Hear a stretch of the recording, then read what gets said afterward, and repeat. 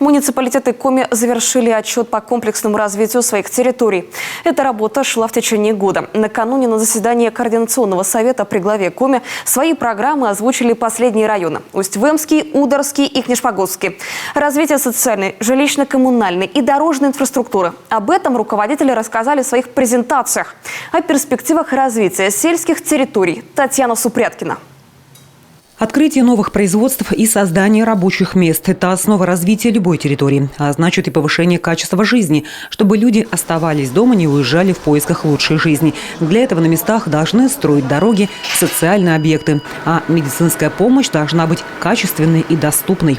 Этому уделяем очень большое внимание, потому что это оценка через комплексное развитие, оценка наших граждан, наших жителей Республики Коми, нашей с вами работы. Это всегда важно, а сегодня особенно, в настоящий момент. Один из отдаленных муниципалитетов – Ударский. Лесной район, 2 крупных лесозаготовительных предприятия республики ведут здесь свою работу.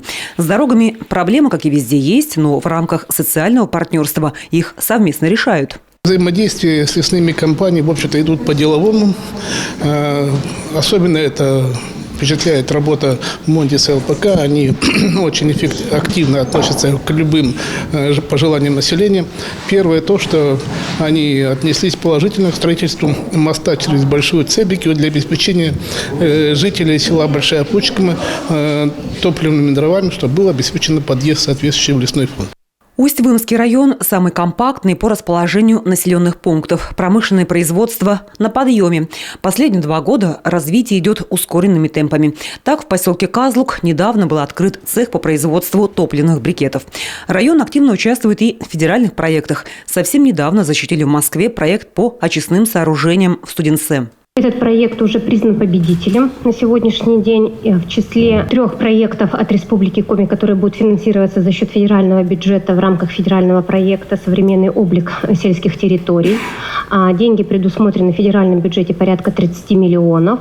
Республика 14 миллионов и порядка 2,3 миллиона – это местный бюджет.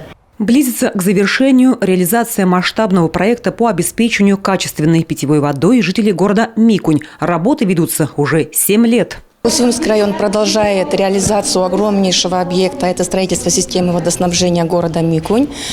Прошедшие 2 года мы там построили новое водохранилище, построили магистральные водопроводные сети.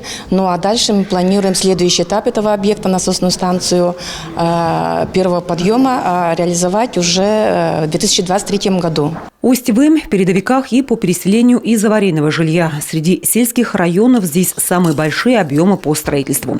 До 2024 года планируется расселить 129 домов. Работы на 1 миллиард рублей. Что не скажешь про Книшпогосский район. По заверению руководителя администрации, на реализацию программы просто нет свободных земель. Вот вы думаете, все сидите, где землю взять, как отвести, как построить. А я уже понимаю, что мне уже все надоело вас слушать, и надоело, пока вы думаете. Потому что люди-то без жилья живут, не пойми в каких условиях.